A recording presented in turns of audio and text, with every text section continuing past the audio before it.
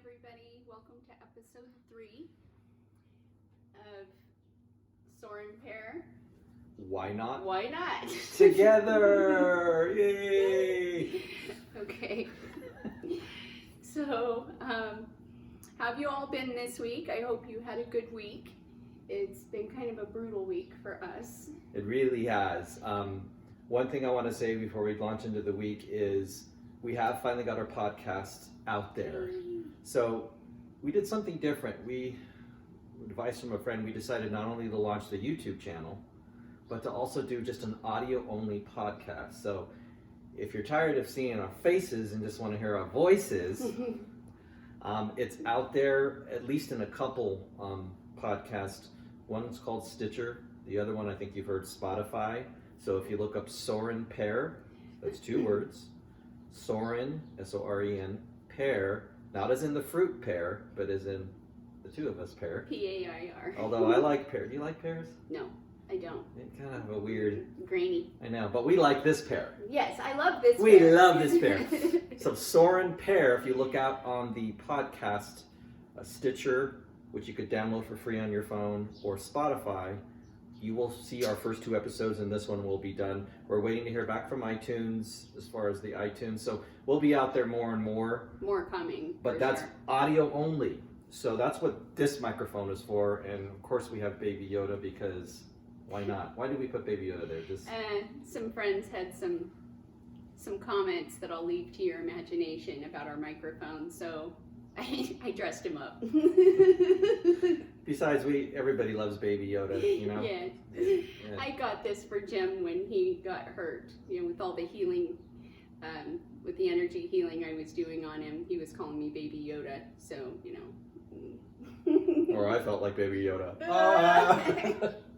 And it's healing up. My broken ankle that I broke in 3 places is healing up really well for the visual. There's the 20 staples I had. Doing really well. I was able to cut the lawn today. Now, the electric lawnmower that we've had in this house, we've been in this house almost 5 years. Yeah. It is horrible. The blades, you could butter bread with it, won't even cut through a piece. It just combs the grass. It doesn't cut it. It just kind of combs it. And the other thing is the engine goes on and off. So this is me cutting the grass. I'm sitting outside on the couch having my coffee, just watching. Yeah, how about that? You're just watching me. And then she takes a video at the end when I'm finishing. He's finally done. After I think I started and stopped the engine at least 100 times. Yeah. Oh it's annoying. God. I think we need to break down and just get a new one. It's time.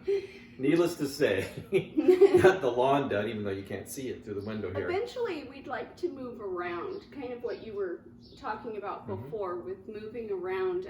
We're trying different things. The ceiling in here is lower, so we're hoping that helps with the acoustics, with the sound.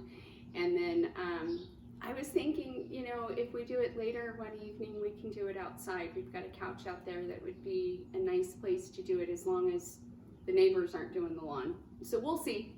But let us know. Thank you for the feedback. Yes, thank you. Thank you for the feedback, and please do let us know what's working, what isn't, and we're open to suggestions, so thank you. Thank you for subscribing on our YouTube channel. Yes. And also, you can follow us again in the podcast world as well. And so you can hear us, see us, and we have a Facebook page. Oh, yes. Talk We about started that for a that too.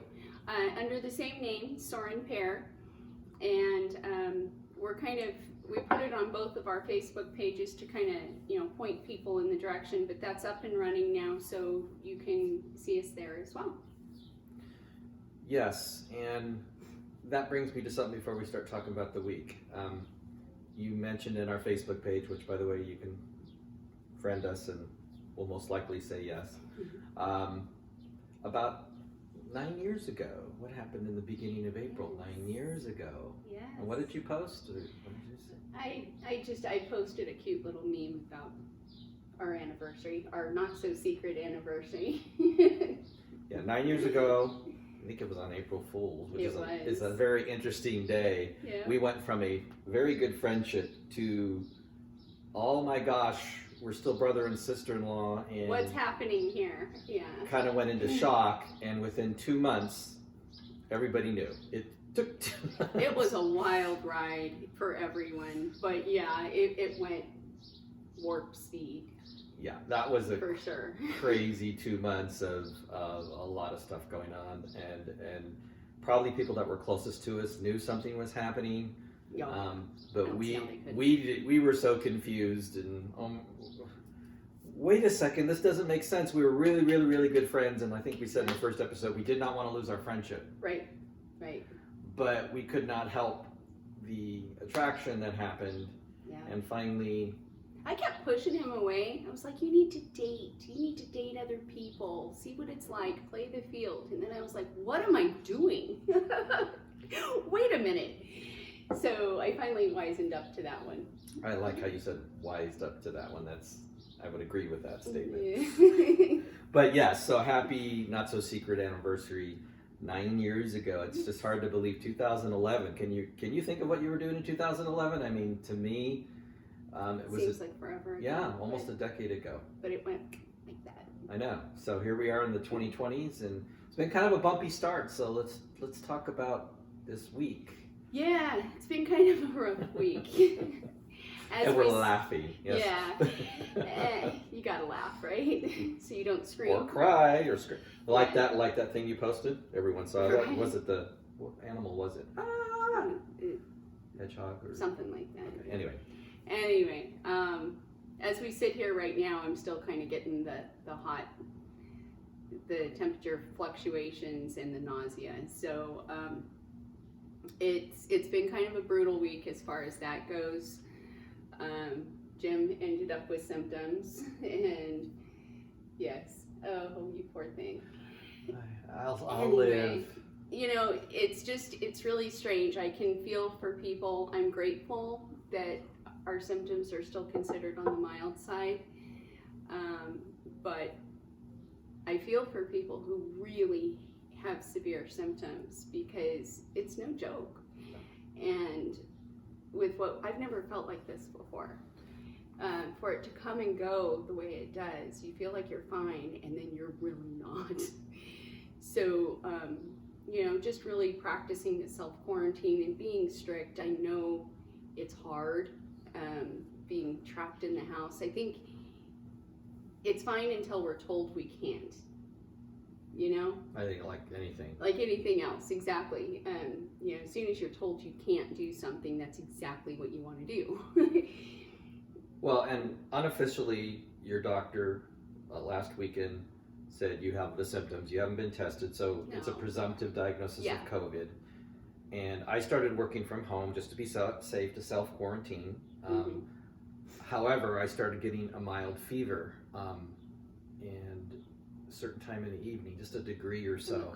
And a little bit of a cough. And then the other thing was the burning in the eyes. Oh, the eyes, they just drip. Yeah. Oh yeah, it feels like somebody just poured, I don't know, acid. Okay, let's not talk about it. Oh, that's right. She freaks out about. Well, it makes my eyes burn because they're just like always on the edge. I know how to distract you. Cotton balls. Hey, that's below the belt. That's now, uncool. You may wonder, what's the big deal? She has like the worst, what would you call it? A phobia? A phobia, yeah. Of like artificial cotton balls. Yeah, just like the cotton balls, or like the crocheted blanket when it gets wet. So see, I distracted you. No.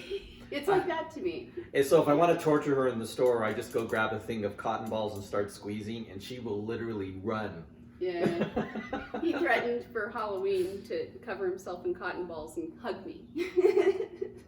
Well, wet cotton balls. Yeah, I know, and you about came unglued. But I love cotton clothes. It's different. It's different because they're soft. It's. I don't see the difference, but that's okay. We digress. So talking about, so unofficially, I think what we're saying is we both have mild symptoms of COVID, and we don't mean to minimize what's going on here. There's some serious, issues going. People are dying, and we don't mean to minimize it. But not everybody's having serious symptoms and going to the hospital. So I think it's using common sense. Absolutely. You know, absolutely. hydrating yourself. Hydration, and rest, and just, being gentle with yourself. Eating healthy foods. And, doing whatever you normally do. I'm sure you all have heard this a million times, but, the Robitussin and the Mucinex and the Tylenol for fever. But, a low-grade fever, there's nothing wrong with letting a low-grade fever burn. That's your body's way of doing what it does to burn off infection. So, not letting it get out of control, common sense. Using a humidifier is good. You need the moisture in the air. So use a humidifier. If you don't have one, you can take a pan, like a shallow pan, and put some water in it and just set it in the corner of your room someplace. It will get absorbed into the air. That's also a good way to do it. Making me sniffle. And this part of the podcast is brought to you by the nurse line, Sandy Sorensen. You know what? We would be great entrepreneurs to open up a nurse line. Or there's an idea. Why hasn't anybody thought of that? Sorensen Nurse Line. Just call us. Actually, I joke around. I pimp her out to my friends all the time, and what I mean is as a nurse. Well, let's clarify, please. Yeah, no, we're not that way. But we'll start getting different subscriptions. Yes, no. But when somebody's having symptoms, a lot of times it's just the fear, and I think, doing the what do they call it? Telehealth visit with the doctor is really smart. Oh yeah. Not running to the emergency room, which is already, if you don't need to be there. Mm-hmm. Unless you almost drop a knife on your foot, which you did, cutting something this week. I'm just really clumsy because I don't feel good. And I was making dinner, and I've never done this before, but this big knife, I mean, just the biggest knife in your drawer. Yeah. It just went sliding off the edge of the counter, and I did a quick tap dance to avoid it. Yeah, I heard some expletives, but fortunately, we didn't go to the ER, which we... Yeah, that would have been ugly, but yeah. Totally ugly. Totally ugly. Yeah, get going on the puns, please. But yeah, with the COVID, I think we're seeing... what we're seeing in our lives, and with our friends, our family, and just different people that we spoke to at work, there's definitely a level of fear that's starting to play out. And as this drags on, I think that kind of morphs and changes too. Yeah.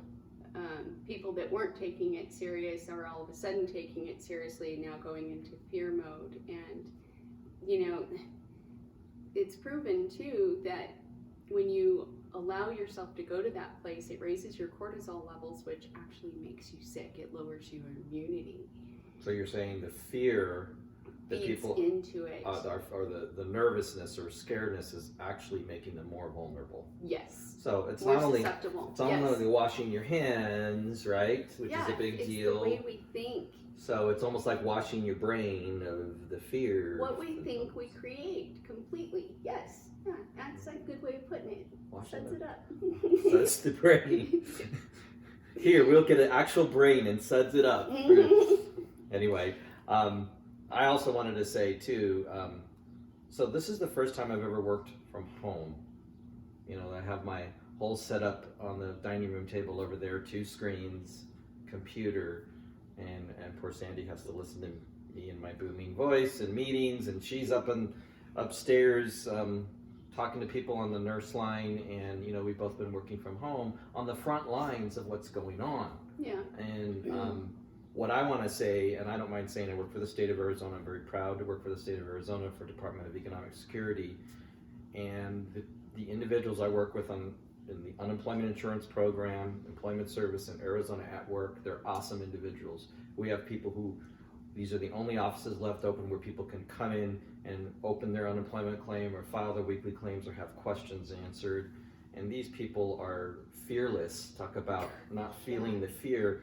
And we're doing everything we can to make sure people are social distancing and what have you. But the bottom line is that those workers out there in those offices in the Phoenix area, I just want to give kudos to them. And also, everybody behind the scenes and myself included are working very, very hard to try to get the unemployment program out to everybody who needs it. That there's so many changes happening fast. There's a huge need, and these people, they really aren't getting the recognition they deserve.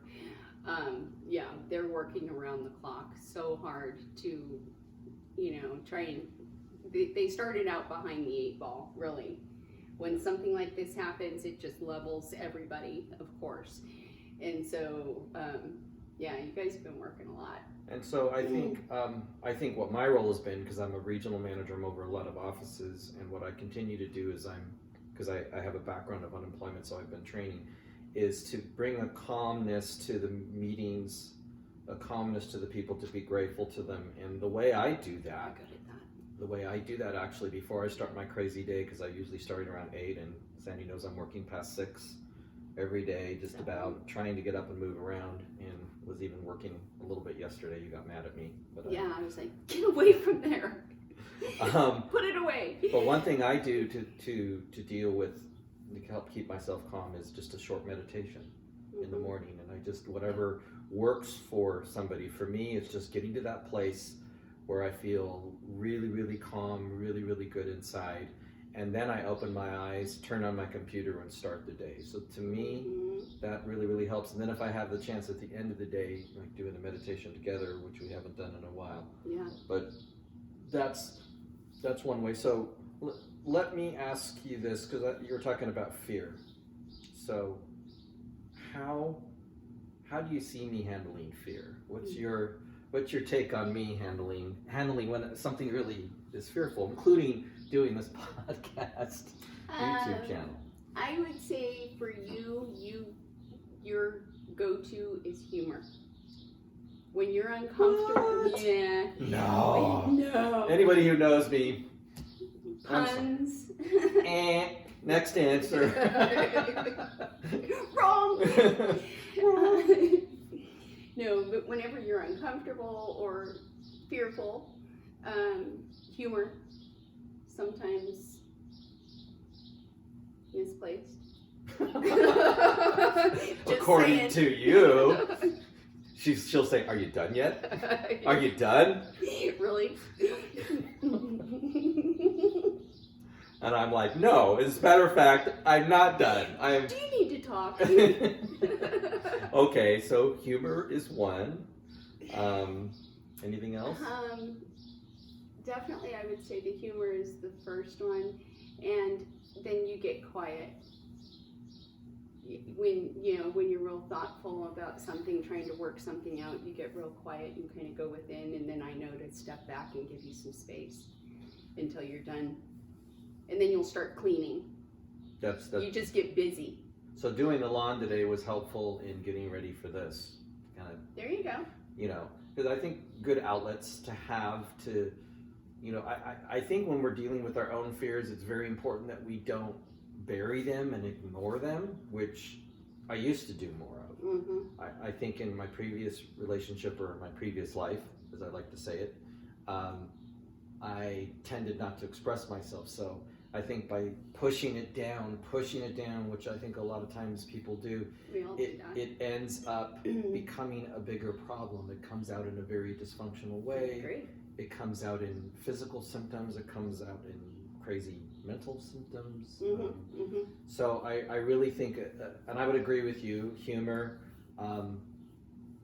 getting quiet, and I think what really works in our relationship is that you read me pretty well, and you know when to step back, and you know when to ask, hey, do you want to talk about this?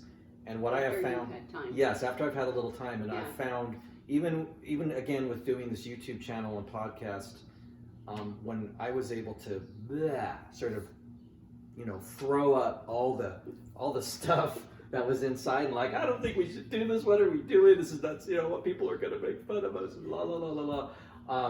All those fears, irrational or not. Yeah. When I was able to express that to you, it helped. Yes. It just took the wind out of the sails, so to speak. Mm-hmm. Yeah, I agree. It kind of tamed the beast, put it back in the corner. Yes. Yeah. So I think agree. that really helps, but you're right. Sometimes I'll use humor. I think I used a lot of humor when my ankle was hurting. But Yeah. that's just, I think, there's physical pain and there's what? You woke up from anesthesia telling jokes. The nurse, his nurse's name after surgery, her name was Angel, which I thought was pretty funny because that could creep people out if they see an angel. I'm an angel. Am I dead? Yeah, I know. But yeah, he woke up, first thing he said to her, and he doesn't remember this, he says, "I know you. It's just a flesh wound." From Monty Python. I may be amputated, but it's just a flesh wound. We were kind of messing with you, and she's like, "He's not going to remember any of this." I said, "I know, but I got video."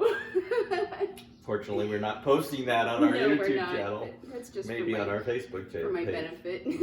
People are going to ask, "Hey, can you post that?" Can I see that? Oh my gosh. Oh, it's out of the bag now. But yeah, so I think for me, that's helpful. So for me. For you. So we talked a little about me. So how you handle fear. And so I would say step back within the splash, so what I call the splash zone, like at SeaWorld where you don't want to get splashed by the dolphins. So there's this... Yeah, I don't like to feel cornered. And that's something that fear kind of does to me. It makes me feel cornered and out of control. I don't like not having control. And so... yeah, I'll kind of come out throat punching. That's true. That's very true. I've gotten better about it, I think. Well, and I think that goes Would you back. agree? Yes, and I think that goes back because hopefully I do almost as good of a job as you do with me, which is stepping back and letting you explode. Because I think sometimes what happens is when somebody has a fear moment, how do you put it, has their moment. I'm having a moment. I'm having a moment. Just leave me alone. That's sort of code word for... Yeah, I'm just having a moment. Go away. Yeah. So when you're having a moment, first of all, two things happen. Number one, I know not to take it personally, even if Thank you. the anger is coming my way. Yeah. And it does. It's not about you. Yeah. And then second of all, just giving you the space until you're ready to talk. Because the worst thing I could do at that moment is go, "So tell me, Sandy. How does that make you feel?" How does it make you feel? Talk about being throat punched. I'd probably have a lot of bruises on my neck. Yeah. And not from hickeys. Yeah. No. No. So, yeah. So I think...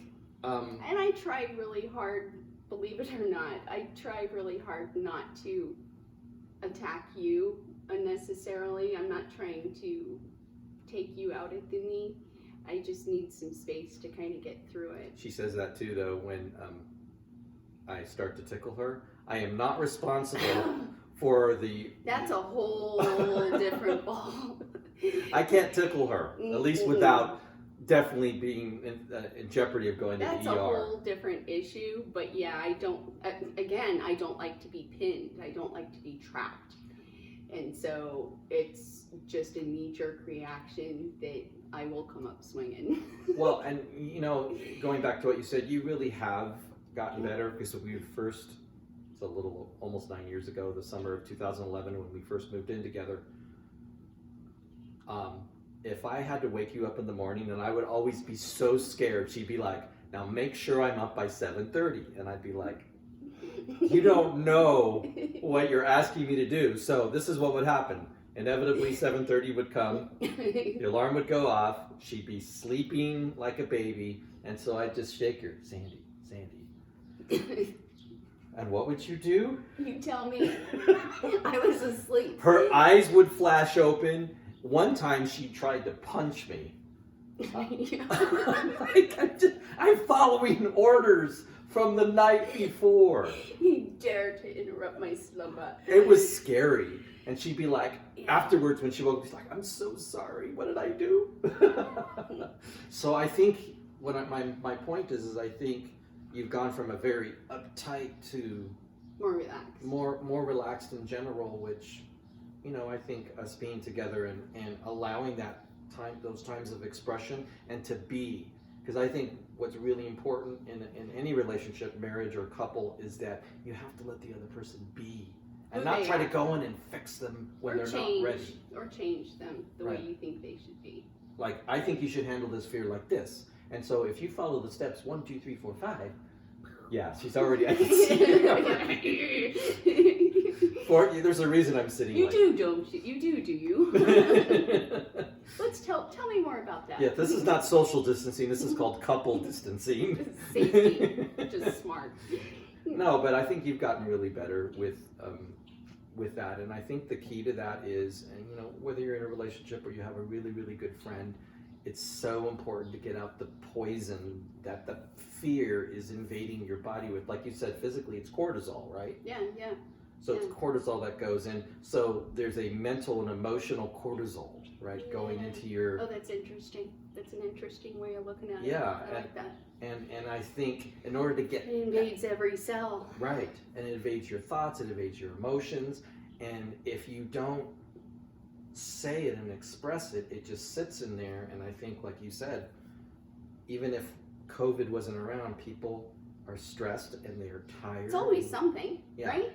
If it's not COVID, it's something else. I mean, it's always something. This is something every day you Right. could be working on. Right, so I think that, again, I think we've talked about in our other episodes, our key is not letting any knots form.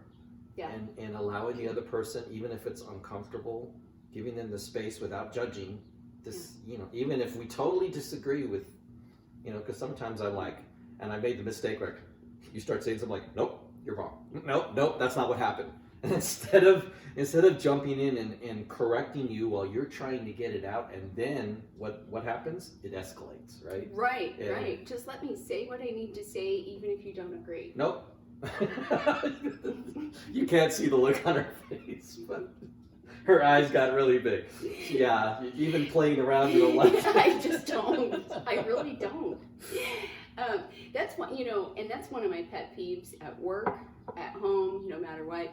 I think when you interrupt somebody, what you're basically telling them, and this is a big problem right now with people, especially younger kids, but it's just everybody's doing it.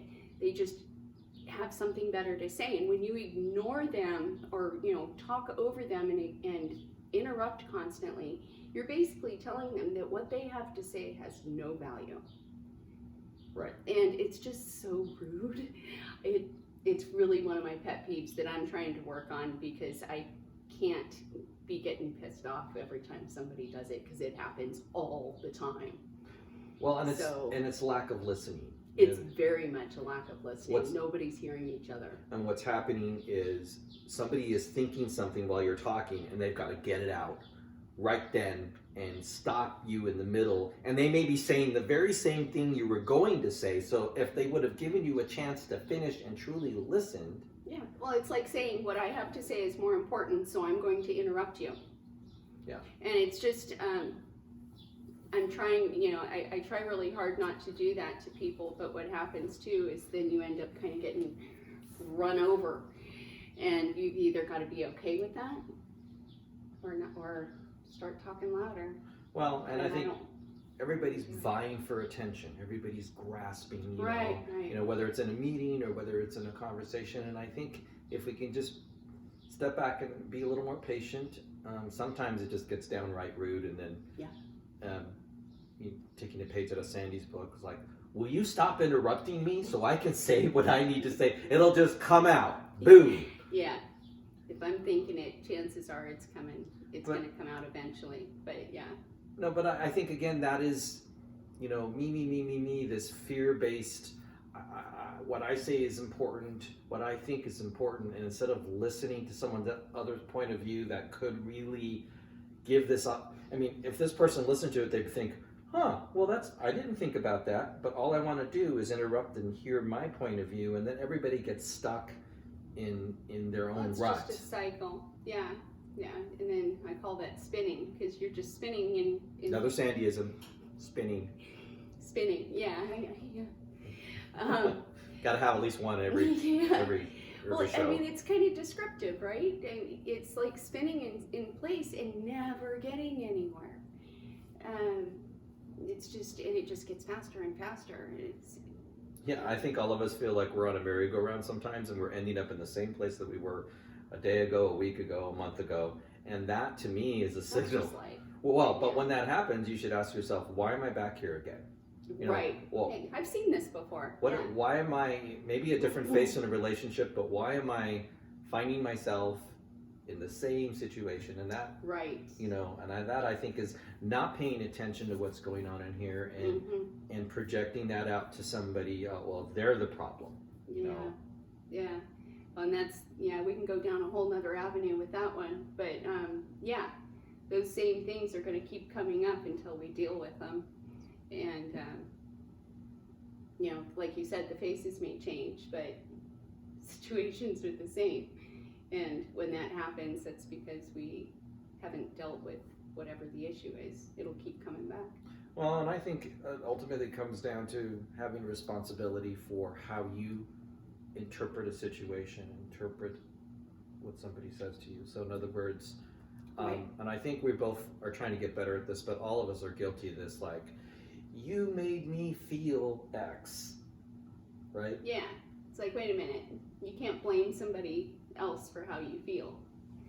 If we take responsibility for how we feel, you're not responsible for how you make me feel. I am. Right? Wow. No, I'm it's so glad I heard that. No, shut up. You heard it here, folks. I am not responsible anymore. I'm off the hook. No, you're not off the hook, but yeah. But seriously, I mean, all we can control is how we react or how we feel to what other people say. And that's definitely coming full circle. That's something I'm working on all the time. Just kind of, I call it checking myself at the door. Sandyism number 2. Yeah, okay. We're loading them on too. But checking myself at the door, okay, is this me? Is this, could I look at this a different way? Yeah, and I think sometimes I can. absolutely. I think stepping back and looking at the situation, even stepping back and looking at yourself in the situation, because I think when we're in it and it's, this is my point of view, I feel I'm right and justified, and I am pushing against you, the couple, the marriage, the couple, the friend, the coworker. It's really hard to step back, but if you can step back and look at you and the coworker and go, there's another side to this story. One of the jobs I used to have in unemployment was taking complaints from the client advocate unit. Oh. And I can tell you, people get very, very upset, they're stressed, they've lost their job, and now unemployment has stopped. Yeah. And so they're very, very angry, and a lot of people say, well, this person at the call center or at the office said da-da-da-da-da. And I'm like, okay, well, look into it. And I call that person, and 9 times out of 10, they'll say, I didn't say that at all. I said A, B, C. It's so interesting. There's always 2 sides to and either hearing what you want to hear, or, right, and that person who's in that very fearful, very stressful. And isn't it true, going back to your nursing skills here, the cortisol actually interrupts the brain function, the clear thinking. So people who are stressed think they're hearing whatever, like you're denied, where the person is really saying, you're not denied, but we need to look through the issue and we'll get back with you in a week. Well, all they heard was retain a fraction when you're under stress or duress of any kind. Yeah, you retain a fraction. There's a good reason why the nurse always comes in after the doctor and reiterates what the doctor said, because you're not remembering it when you're under any kind of stress. The doctor said no more monkeys jumping on the bed. If you watched episode 1, I burst out with that for some reason. But it's true, and I mean, so I really think, going back to the whole subject of fear, which is what we're really talking about today, is that people stop thinking clearly and they go into panic. Right. And it escalates. And from panic, when you're in panic, you can't think clearly. And the more you lose control, the more fearful you become, and then you're that cycle you're spinning. There you go. I was waiting for it. I was seeing it. Well, it creates one after another. It just keeps getting worse. You're absolutely right. I agree. It's interesting, and I think you as a nurse and me in my position have seen and witnessed a lot of people, and the best thing we do for those people is be patient. Let them let them vent, right? You know, Be heard, absolutely. because I think being heard, because a lot of times in my job, we couldn't do anything to change the outcome. You still owe this money to unemployment, you know, sorry. But to listen and listen with kindness, yeah, and give them space, most of the time people would say, you know what, thank you for hearing me out. Yeah. You know. Sometimes that's all you need is to be heard. I think we all need that, just to be heard. Like this airplane like overhead. The airplane. Just being heard. Yeah.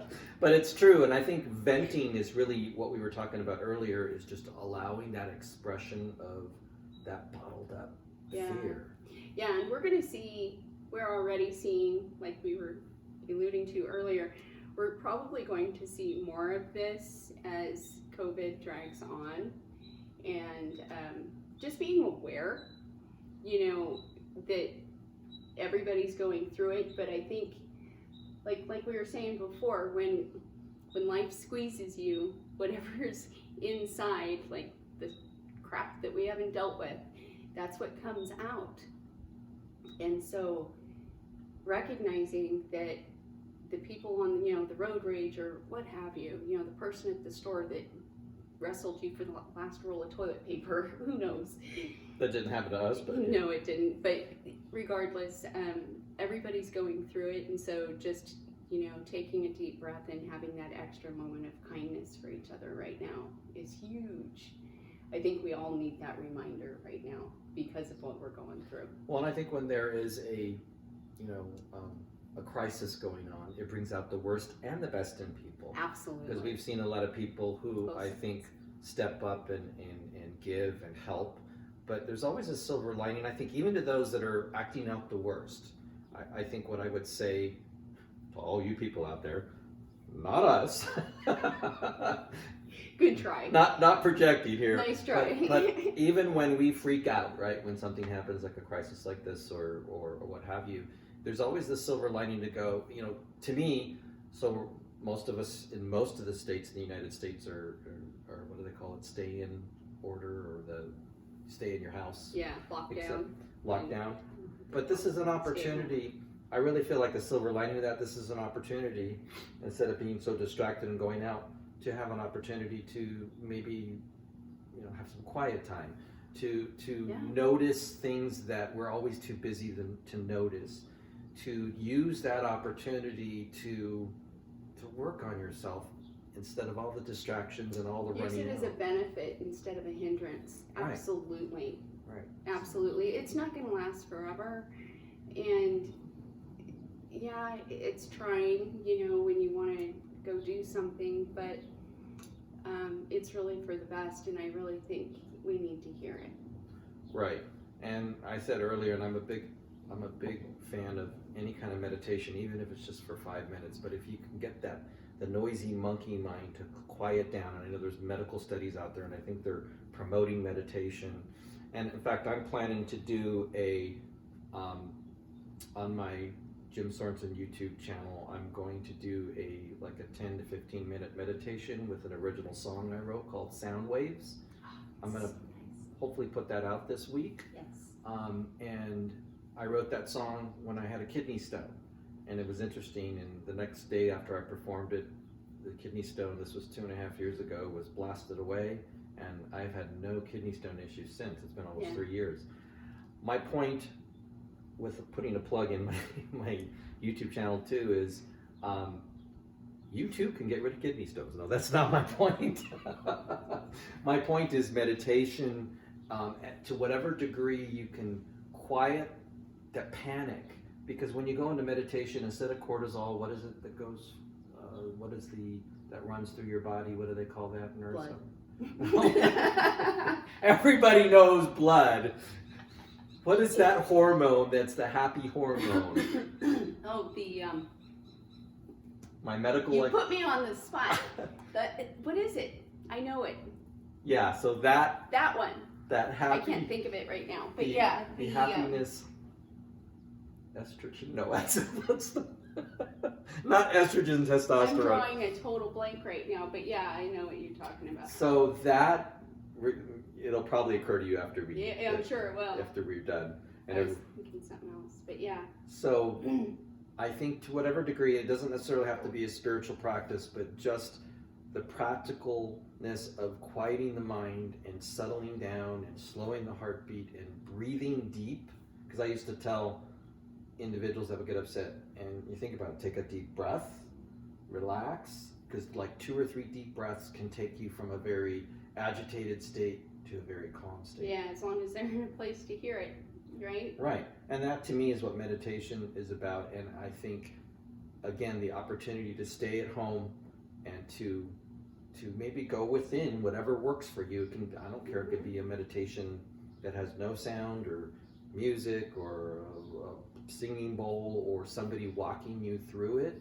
But to me, that is just, I've had the opportunity because I haven't been so busy to meditate, and it's helped calm me down. I was going to say too, Candace, we should put a plug in. Candace Parisi, sure. Yes, a friend of ours, Candace Parisi, she's on Facebook. She's doing a guided 10-minute meditation every day for 40 days, and she's amazing. Traveling Intuitive, right? It's the Traveling Intuitive.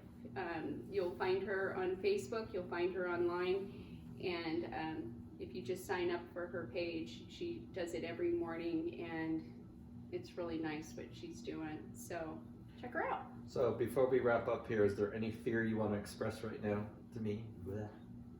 Anything you want to just bleh? No, I think I'm doing okay. Just don't actually bleh, because I know you're nauseous.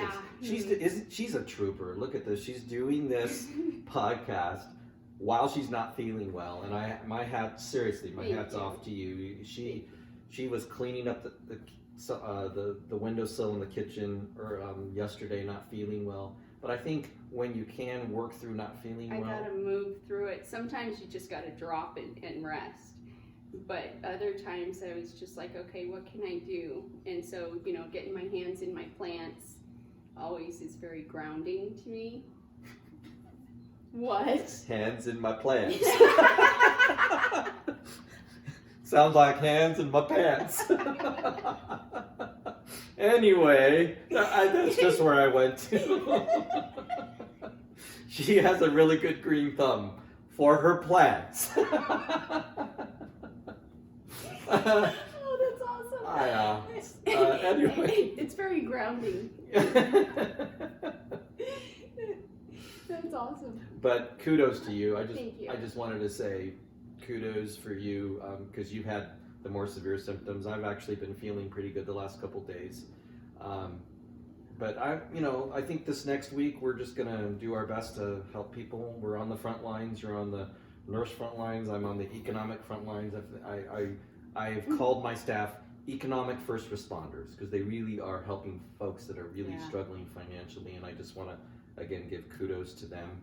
And we're all going to get through this together. And I've been sending energy. I've done a few energy sessions this week for people also.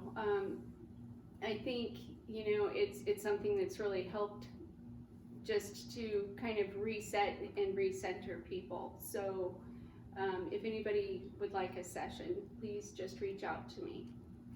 Yes, and we'll be in upcoming episodes, we'll be talking about your energy business and how you can reach out. She does amazing work that she could do long distance. Yes, it's definitely, thank goodness, right? Right. No hands-on right now. Doesn't have to be hands-on. That kind of help, and I've been the beneficiary of energy work that she's done, and so looking forward to as that grows. And again, the purpose of our podcast, Why Not Together? Sandy's looking to do more and more energy work as she's a nurse, and I want to see where my original music goes as I continue to work for the state. So we'll just see how things go. But so again, thank you guys for all the feedback. It's been awesome. Keep it coming. Please keep it coming. Share with your friends. And just remind them of our name on Facebook and where they can find us. Soren Pear. Well, where they can find us. Yeah. Oh yes, so Soren Pear for the YouTube channel. Soren Pair, and the podcast right now it's Stitcher and Spotify. We're waiting for it to get to iTunes and a few other platforms. So the audio will be ready. We will download this tonight. When I say tonight, this Sunday, April 5th. So we're going to try to get this done every Sunday night. Right. And also have it on the podcast. So Monday morning, going to work, you can listen to it. Although nobody's going to work right now. Nobody's commuting to work. Yeah. Very few are commuting to work. I have never seen traffic just wide open. It's just crazy. I know. But we will get this stuff downloaded and good to go. Mm-hmm. So thank you, everybody. Stay and safe. stay Take care well. of each other. And we'll see you next week. And give me a kiss because I feel like Uh-huh. I lost some points here, so I need to make it up. Anyway, see you next time. Thank you, everybody.